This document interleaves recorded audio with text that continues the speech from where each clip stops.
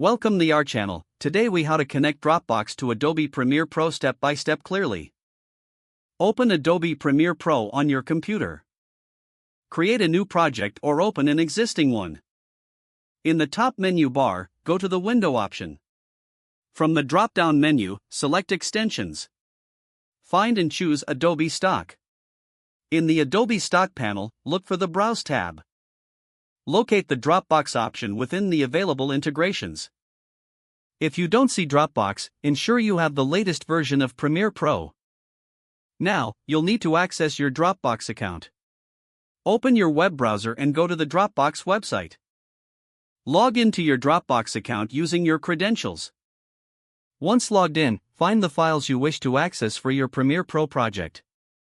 You can either drag and drop files from the Dropbox folder into Premiere Pro or copy a shareable link. To copy a shareable link, right-click on the file and select Share.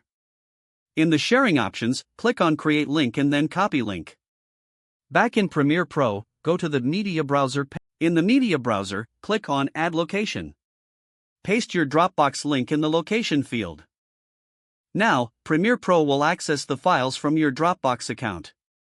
You can organize the imported files in your project timeline as needed.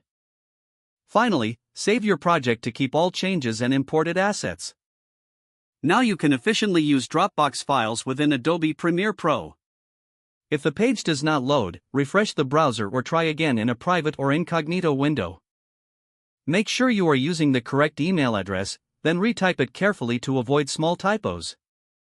If your password is not accepted, use the Reset option and create a new strong password you can remember.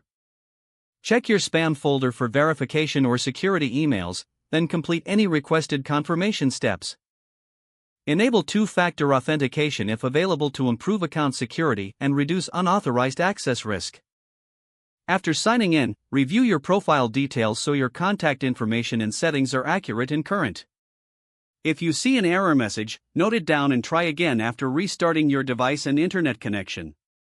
Log out when you finish, especially on shared devices, to keep your account and payment information secure.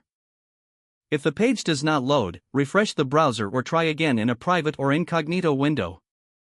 Make sure you are using the correct email address, then retype it carefully to avoid small typos. If your password is not accepted, use the Reset option and create a new strong password you can remember. Don't forget to like this video and subscribe to our channel for more step-by-step tech guides.